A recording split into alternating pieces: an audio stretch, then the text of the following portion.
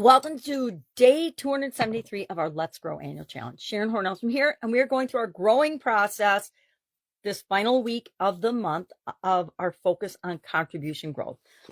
So, we set a goal, step one, a SMART goal. We looked at the situation that we're in right now, which is why we set the goal in the first place, because we wanted to identify where we are now versus where we want to go. Because that gap, by just calling that out and identifying that clearly in our minds, it creates a tension. It's kind of like pulling a rubber band. And I usually have a rubber band on my wrist, but not today to demonstrate, of course. But it's like pulling a rubber band. It causes pressure from where we are to where we want to be to move us toward that, because we want to take the pressure off of the rubber band. So that's why we look at, what do we want? Where are we right now? What are we going to do to get it? That's what the rest of the steps of this process are all about.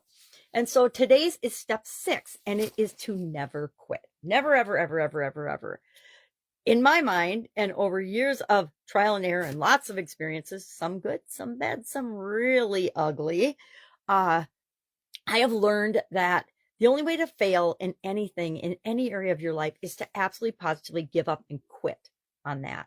And I've quit a few things in my life for whatever reason. I mean, we've all quit things.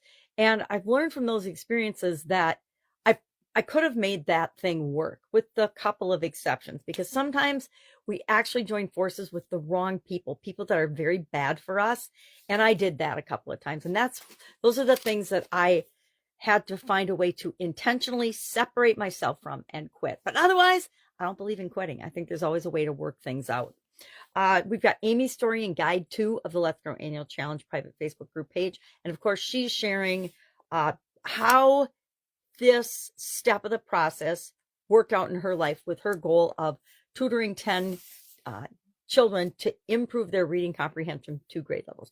Education is her way of, and tutoring is a way for her to contribute and give back and help other people. And she knows that helping 10 individuals is not only going to impact her life, but it's going to impact their lives and the lives of everyone they touch if they have the ability to read and comprehend and critically think. She also discovered that as she is contributing, she is gaining in terms of personal development and personal growth, her leadership skills, her communication skills, her critical thinking skills, as she's teaching them to be more comprehensive and understand more of what they read. She is, in fact, honing her skills in that area as well.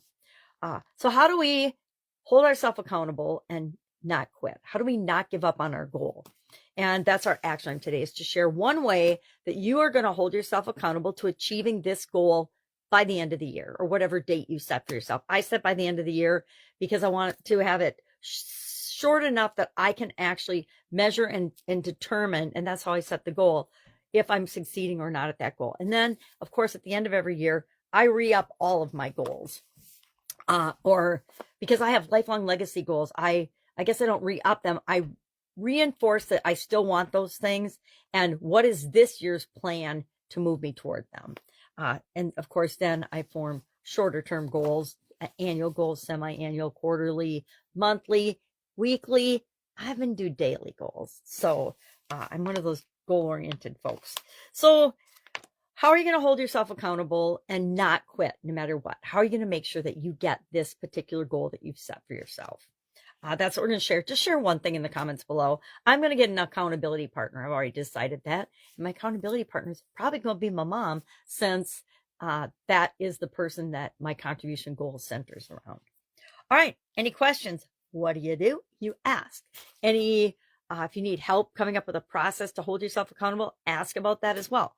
There's so many things you can do. You can write a little contract with yourself, and then you can either have a reward or a punishment, whichever works best for you personally. In some situations, telling myself I don't get to do something, or I am going to be required to pay a penalty if I don't achieve something and stick to it, is a way that I keep myself accountable sometimes. Actually, this entire challenge is one of the ways that I hold myself accountable to show up and do everything every single day to move me toward the goals and objectives I want in each of the different areas and aspects of my life, not just contribution. All right. Any questions asked? Otherwise, have an awesome day. Have fun with this. Share in the comments below how you hold yourself accountable so that you don't quit on things that are really important and core to you. All right, see you tomorrow.